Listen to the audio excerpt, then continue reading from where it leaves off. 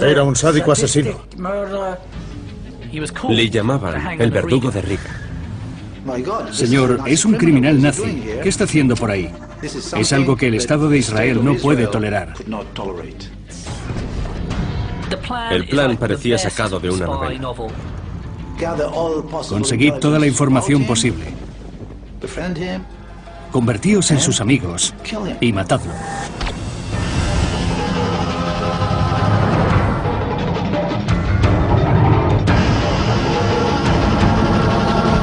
Cazadores de nazis. Herbert Sukurs. Verano de 1964. Brasil. El nazi letón Herbert Sukurs tiene su residencia en la ciudad de Sao Paulo. El hombre conocido como el verdugo de Riga lleva una vida tranquila y relajada. Pero eso está a punto de cambiar. Sukurs fue fotografiado en Brasil por alguien que pertenecía a la colonia judía. Muchos habían oído hablar de él y sabían quién era. Aquel hombre había cometido unos crímenes terribles durante la Segunda Guerra Mundial. Sukurs, junto con otros nazis letones, mató a miles de inocentes, niños, mujeres y ancianos. En los archivos he encontrado muchos testimonios que fueron recogidos después de la guerra, y siempre aparece el nombre de Sukurs, Sukurs, Sukurs. Las fotos de Sukurs atravesaron medio mundo y llegaron a una unidad del servicio secreto israelí especializada en cazar nazis. París, Francia.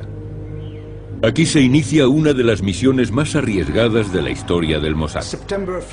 El 1 de septiembre de 1964, un agente del Mossad acudió a una reunión que se celebraba en un piso operativo de París. Su comandante iba a asignarle una misión muy especial. Debía viajar a Sudamérica y encontrar a un criminal nazi llamado Herbert Sukurs. A partir de este momento, este agente del Mossad pasaría a llamarse Anton Kunzl. Sukurs vivía en Brasil. Había sido oficial de la Fuerza Aérea Letona antes de la guerra.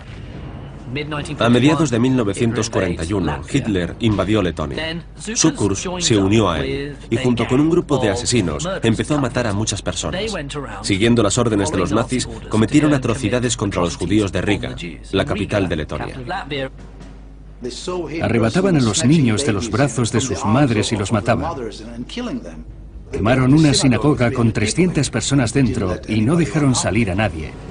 En aquella reunión, mi comandante me comunicó que Sukurs era responsable del exterminio de más de 30.000 judíos letones. Mis padres habían muerto durante el Holocausto, así que acepté inmediatamente la misión. Anton Kunzl era el hombre perfecto para esta operación. En primer lugar, por su experiencia. Había crecido en Alemania cuando los nazis llegaron al poder. El alemán era su lengua materna. Y además había formado parte del equipo que atrapó a Eichmann 4 años antes. No era un burócrata asesino como Adolf Eichmann. Sukurs tenía las manos manchadas de sangre, literalmente. Surgió entonces la duda de si podían hacer lo mismo que le hicieron a Eichmann. Podían raptarlo y llevarlo a juicio, o actuar de un modo totalmente distinto. Decidieron que esta vez no lo raptarían ni lo llevarían a juicio. Lo ejecutarían directamente y cargarían con las consecuencias. El plan consistía en que Kunzl se hiciera amigo de Sukurs y lo convenciera para que saliera de Brasil. Asesinarlo allí era arriesgado. Podría haber represalias contra la colonia judía, y si apresaban a Kunzl, este podría ser ejecutado. Desde el principio llamábamos a Sukurs el muerto, porque estábamos seguros de que la operación tendría éxito. El Mossad quería que los nazis de todo el mundo temieran por su vida. Pero a pesar del peligro, el agente Kunzl puso una condición. En el momento clave quería ir solo. No quería que nadie me acompañara ni me protegiera. Si alguien descubría que se trataba de una trampa, ese sería mi fin. Pero para trabajar solo, Kunzl necesitaba una tapadera. Me convertí en un hombre de negocios austríaco, Anton Kunzel. Sería un antiguo nazi que había decidido instalarse en Brasil y crear allí una industria turística. Me dejé bigote.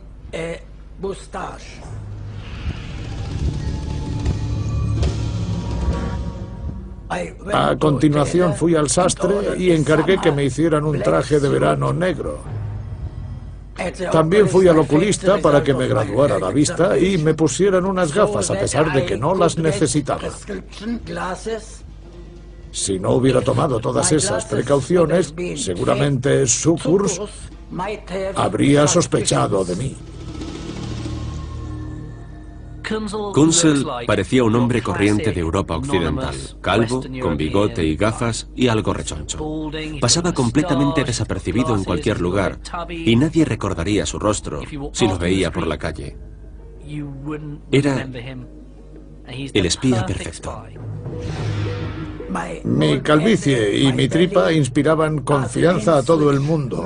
Nunca levantaba sospechas. Le dieron un pasaporte nuevo y Kunzel viajó por Europa haciéndose pasar por un hombre de negocios. Se hizo algunas tarjetas de visita y encargó sobres para envíos especiales muy caros.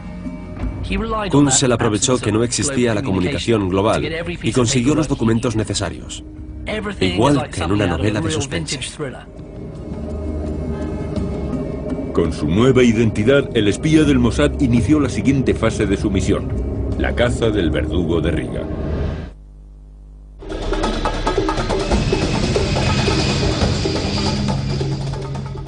Reservé una plaza para Río de Janeiro. Río de Janeiro, Brasil. Primero viajé a Río de Janeiro para conocer un poco mejor las grandes ciudades de Brasil. Después me desplazaría a Sao Paulo, más cerca del objetivo. 12 de septiembre de 1964. Kunzel hizo turismo durante un par de días para tener una tapadera y aprovechó para conseguir algunos contactos en la industria turística. Iba a las oficinas y les decía que estaba interesado en invertir, así que me dieron algunas recomendaciones para Sao Paulo. De ese modo, conseguí cartas personales y los nombres y direcciones de muchas personas. Para confirmar mi nueva identidad, también di mi nombre a todos los contactos que hice.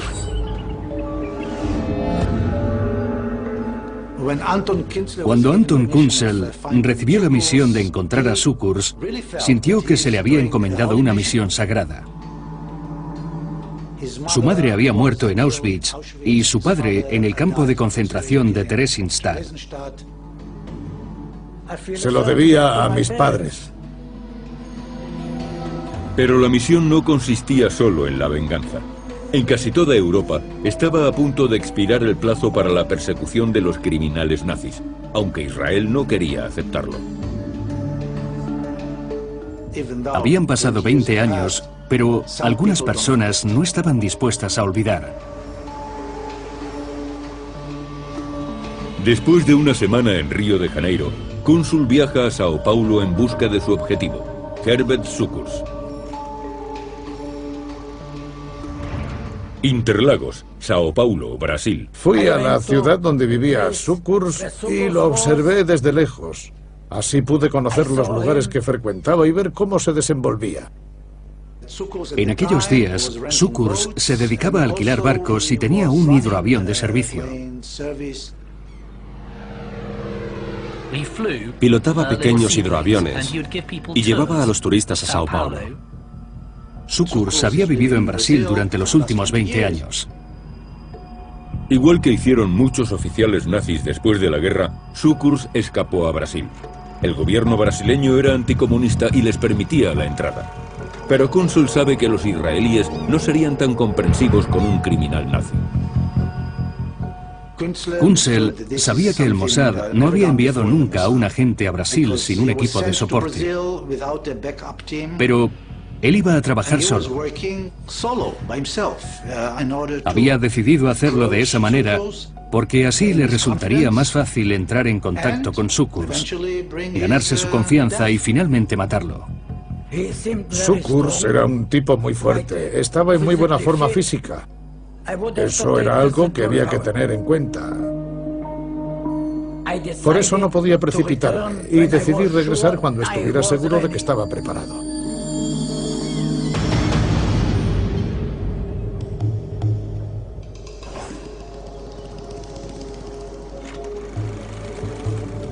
...48 horas después de ver por primera vez a Herbert Sukurs, el agente Consul regresa al puerto deportivo, esta vez para entrar en contacto.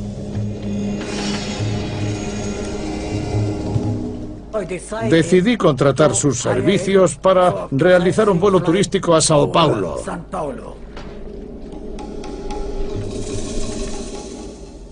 Sukurs era un buen piloto.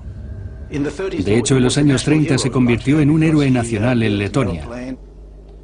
Construyó un avión y voló sin escalas desde Riga hasta Gambia, en África Occidental. Sukurs era el Lindenberg letón. En aquellos tiempos, el hombre más audaz de Letonia y del mundo entero. Después del vuelo turístico, el criminal nazi invita a tomar unas copas al espía israelí. Me llevó a la cabina de su yate. Y enseguida me di cuenta de que tenía un arma en el barco. Me puse un poco tenso. Sabía que Sukurs no tenía escrúpulos a la hora de matar. Kunzel convenció a Sukurs de que era un hombre de negocios y tenía muchos contactos. Sukurs tomó a Kunzel por un tipo adinerado. Él no ganaba mucho dinero aunque alquilase su hidroavión. Llevaba un estilo de vida muy modesto y además estaba pasando por un mal momento financiero. Le dije que había ido a Sudamérica con la intención de abrir empresas turísticas. Usted tiene contactos, le dije. Me gustaría que hablásemos de ello. Esa fue la manera en que Kunzel se acercó a Sukurs. Y Sukurs no dudó en revelarle que tenía un pasado muy oscuro. Me dijo enseguida que era criminal de guerra. Sukurs confesó que era un criminal de guerra para probar las intenciones de su interlocutor. Kunzel no tuvo ninguna reacción visible. Al contrario, se mostró tranquilo y le dijo: «Así que dicen que usted es un criminal nazi. Bueno». Entonces Sukurs le preguntó qué había estado haciendo él durante la guerra.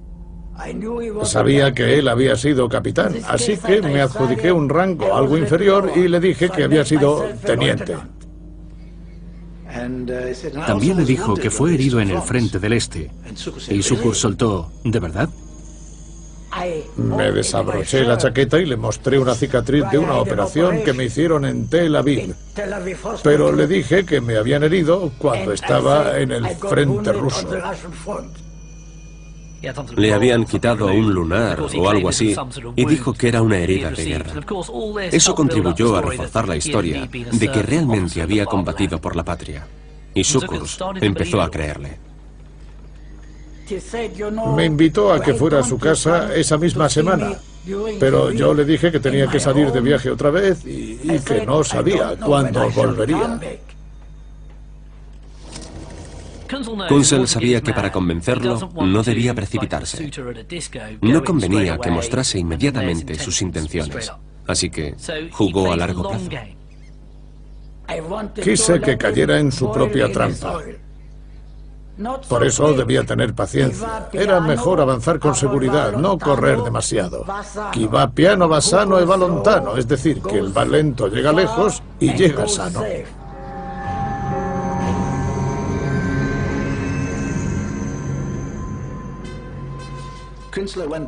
Kunzel volvió al hotel y mandó un mensaje a su cuartel general en Tel Aviv. Lo escribí con una tinta especial.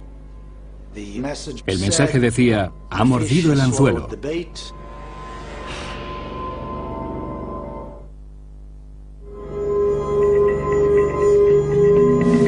Sao Paulo, Brasil.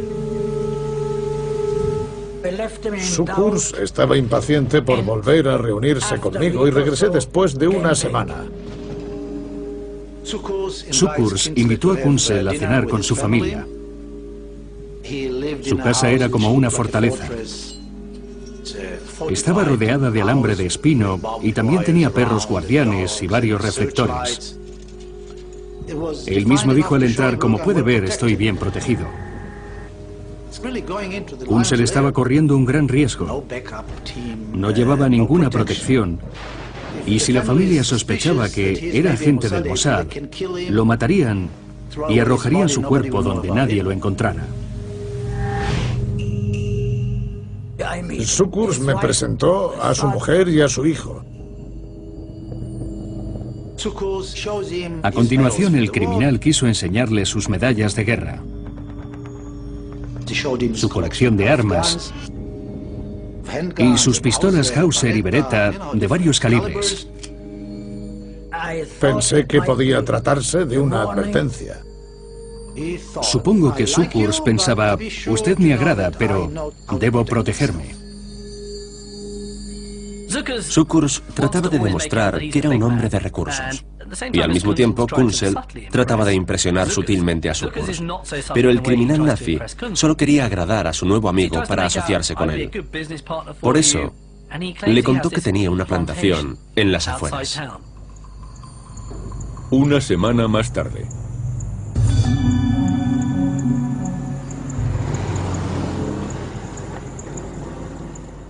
Me llevó en coche a través de la jungla. El trayecto era muy largo y fue necesario hacer una parada para descansar. Kunsel cayó en la cuenta de que estaba circuncidado, y eso podía convertirse en un problema si Sukurs le veía orinar en la cuneta. Pero Kunsel era inteligente e ideó una historia por si Sukurs le veía el pene. Le diría que su falta de prepucio se debía a que había cogido la gonorrea en un burdel del frente ruso y que para resolverlo cuanto antes fue circuncidado.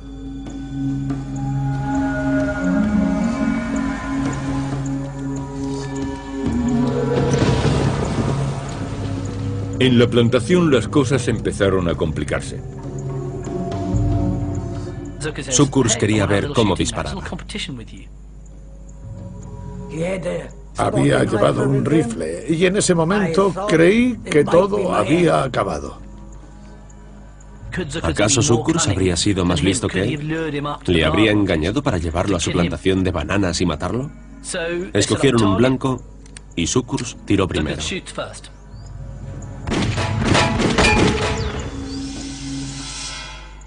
Agrupó bien sus disparos.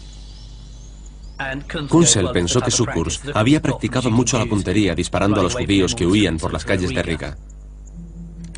Entonces le tocó el turno de disparar. Me preguntó si recordaba cómo se disparaba y dije que sí. Sukurs no sabía que Anton era un maestro tirador. Fui el primer voluntario de Israel que se presentó al ejército británico. Kunsel hizo 5 o 6 disparos muy buenos.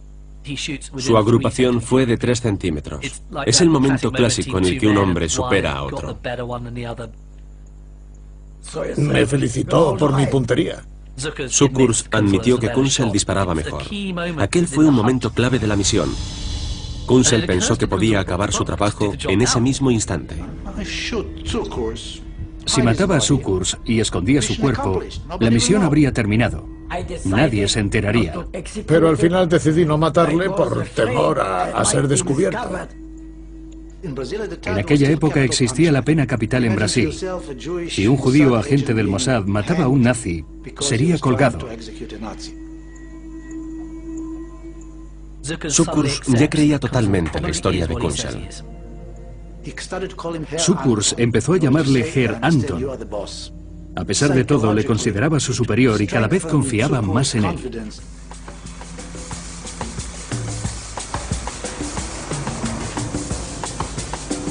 En las semanas que siguieron, el espía israelí intimó más con su enemigo. Salieron a disfrutar de la vida nocturna y del glamour. Kunsel notó que Sukurs nunca perdía el control. Bebía moderadamente y se ponía nervioso cuando la gente se le acercaba. Incluso llegó a sospechar que uno de los camareros era judío y le estaba siguiendo. Tenía mucho miedo porque sabía que Eichmann había sido raptado por el Mossad.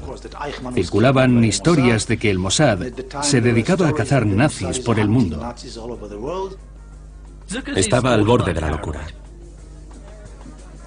Anton Kunzle siguió cultivando lentamente la amistad y la confianza de Sukurs. De vez en cuando mencionaba algo sobre su solvencia financiera y la de sus empresas. Entonces decidí entrar en acción. La verdad es que estaba muy tranquilo, porque sabía que Sukurs confiaba plenamente en mí. Kunsel le dijo a Sukurs que pretendía crear una compañía. Herbert, amigo, tú también podrías participar en ella. Sin embargo, tuvo mucho cuidado de que no sospechara nada. No quería cometer ningún error. Sukurs se fue volviendo cada vez más ambicioso. El brillo del dinero le cegaba. Sukurs veía a Kunsel como una oportunidad de prosperar. Junto a él conseguiría el estatus que creía merecer, como en los buenos tiempos, durante la Segunda Guerra Mundial.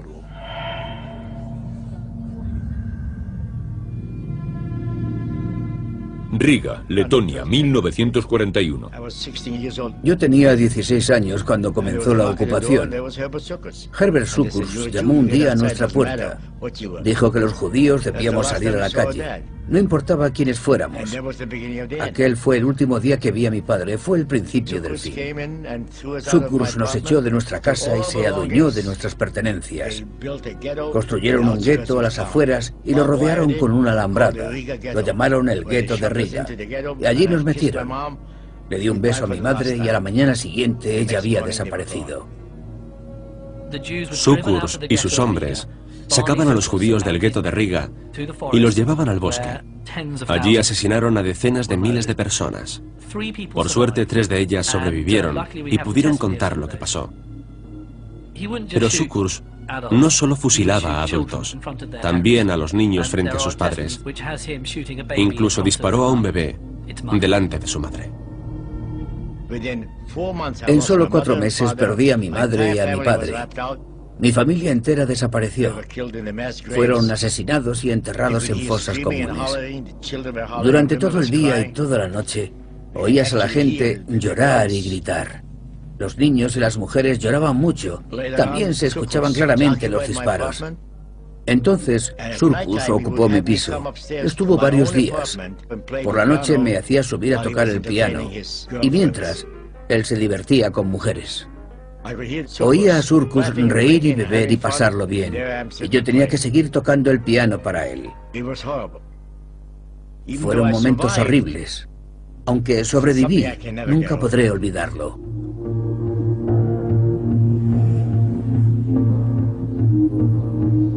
El espía israelí pasaba cada vez más tiempo con su enemigo nazi.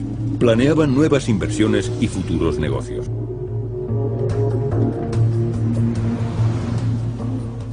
Después de muchas reuniones con Sukurs, Kunsel se dio cuenta de que estaba todo casi listo. Las piezas encajaban y se acercaba el último acto de la misión, la ejecución. 3 semanas después de su primera reunión, Kunsel le dijo a Sukurs que tenía que regresar a Europa por un asunto de negocio. Le dije que le enviaría un telegrama en unos días y me marché a Europa. Le dejé con la sensación de que podía volver a convertirse en un hombre rico e importante.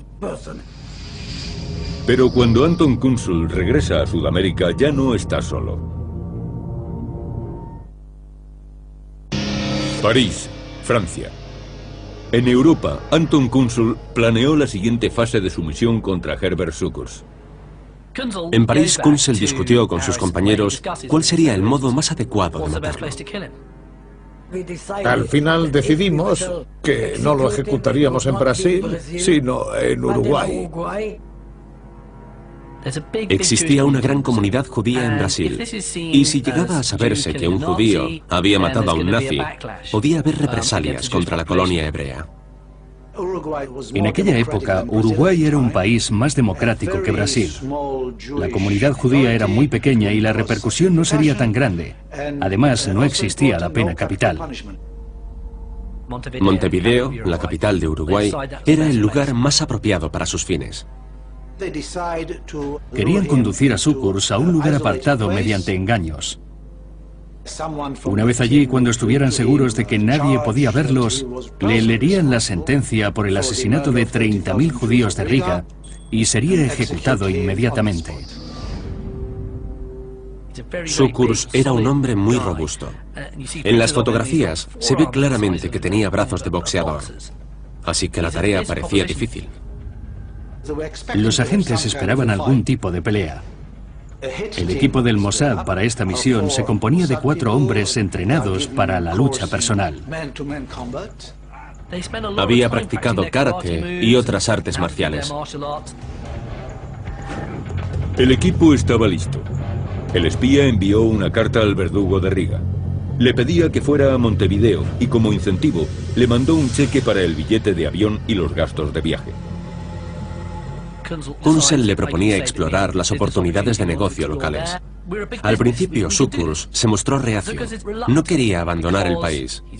Se sentía inseguro, ya que no contaría con la protección de su familia y sus amigos. Era muy receloso. Pero para un nazi con problemas financieros, el dinero es irresistible. Sucurs no tenía pasaporte y tuvo que solicitar uno en Brasil. Kunsel le respaldó con algunos documentos y le tentó con la idea de asociarse con él. Una semana más tarde, Sucurs envía un telegrama a Kunsel confirmando que irá a Montevideo. Ha caído en la trampa. Montevideo, Uruguay. Los agentes del Mossad cogieron diferentes aviones con diferentes destinos. Después se reunieron en Montevideo para planear la siguiente fase del plan.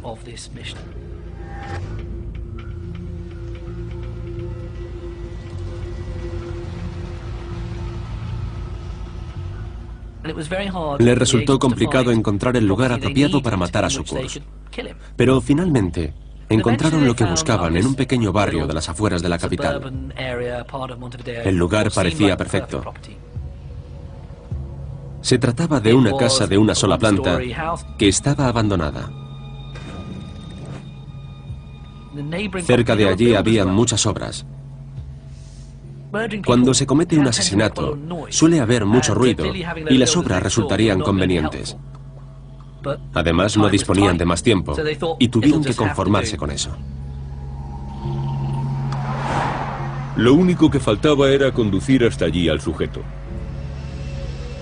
Para asegurarse de que Sucurs no se vuelve atrás, Kunsel se reúne con él en Sao Paulo. Viajarán juntos a Montevideo.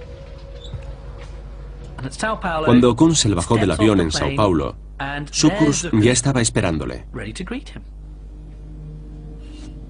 Sucurs se había llevado una cámara Super 8 para el viaje y tomó algunas imágenes. Cuando bajé del avión me di cuenta de que estaba filmándome y traté por todos los medios de cubrirme la cara. Kunsel estaba preocupado. Como a cualquier buen espía, no le gustaba ser fotografiado. Se acercó a Sucurs y le dijo: «Hola Herbert, ¿tienes ya los papeles para ir a Uruguay?» Sucurs le contestó: no he podido conseguirlos. Yo me mostré muy enfadado y le dije que si quería hacer negocios conmigo no debía mentirme. Le reproché que me hubiese enviado un telegrama diciendo que estaba listo cuando no lo estaba. Kunsel actuó correctamente y controló la situación. Esa pequeña pantomima funcionó muy bien. Le pedí entonces que enviara un telegrama a mi hotel en Montevideo y que fuera preparando los visados. Finalmente, Sucurs arregló sus papeles. Sucurs consiguió el pasaporte y voló a Montevideo para reunirse con su socio Anton Kunsel.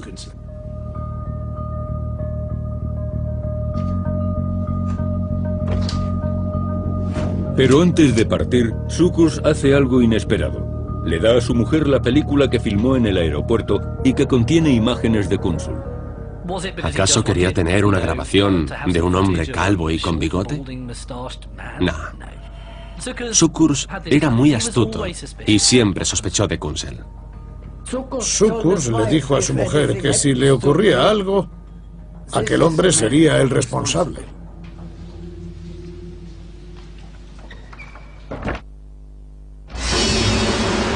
Cinco meses después de que el Mossad iniciara la misión, el criminal nazi vuela hacia Montevideo.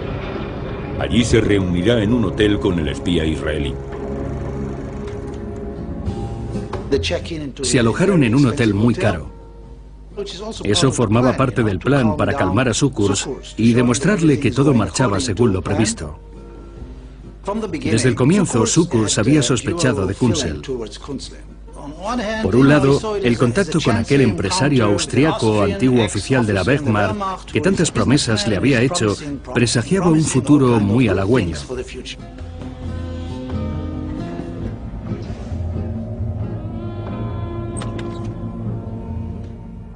Pero por otro lado, Sukkurs era una persona muy desconfiada. Siempre estaba alerta. Sabía que después de la guerra le buscarían para castigarlo por sus crímenes.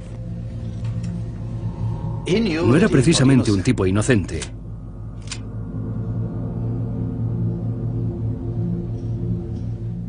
Y eso le obligaba a estar al acecho.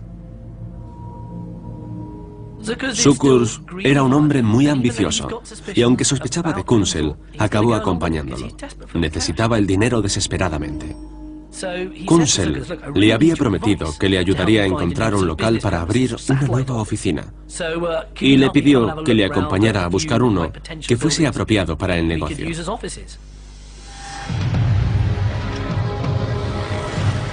Los dos hombres recorrieron varias ciudades con un Volkswagen y visitaron algunos locales.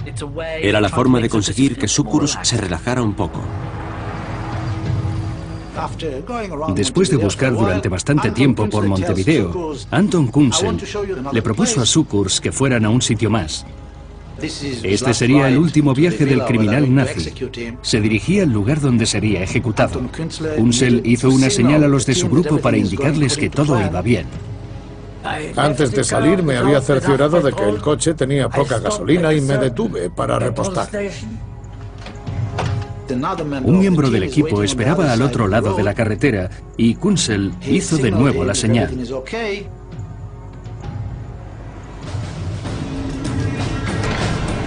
El vigía avisa al grupo para que entren en la casa.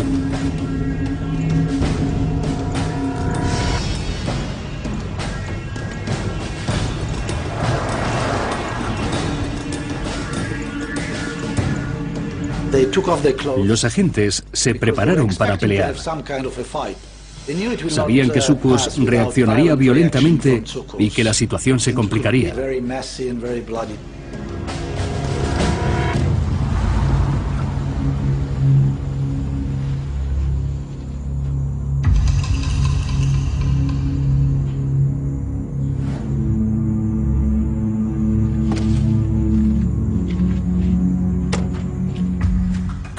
Kunzel entró primero para darle confianza.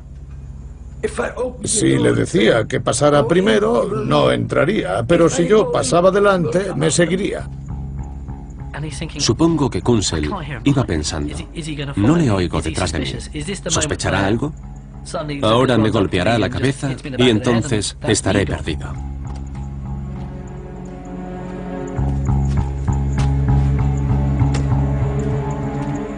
Pero al final escuchó sus pasos. Kunzel esperaba que todo ocurriese lo más deprisa posible.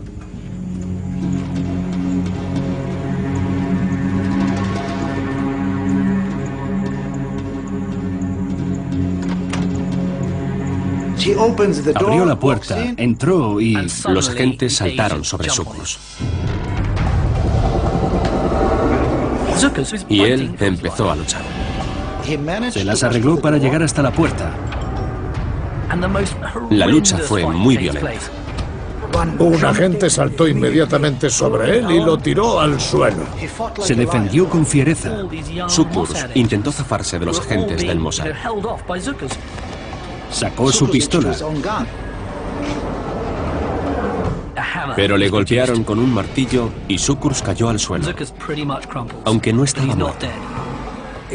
Se puso a gritar "Lassen mich sprechen", que significa "déjenme hablar". Entonces los agentes le dispararon 2 tiros en la cabeza. Ese fue el final de Herbert Sukurs. Los agentes estaban cubiertos de sangre mirando al verdugo de Riga, que acababa de morir. El plan, que consistía en someter a Sukurs y leerle sus condenas, fue abandonado tras la pelea. Los agentes habían traído un gran baúl.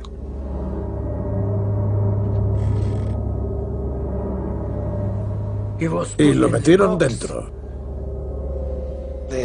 Colgaron una nota de su cuerpo que decía: considerando la gravedad de los crímenes de los que se acusa a Herbert Sukurs, especialmente el asesinato de 30.000 hombres, mujeres y niños, y considerando la terrible crueldad con la que llevó a cabo sus crímenes, condenamos a muerte a Herbert Sukurs. Fue ejecutado el 23 de febrero de 1965 por aquellos que nunca olvidan. A continuación, cada uno se marchó siguiendo el plan prescrito. Todos regresaron a París. La misión había terminado.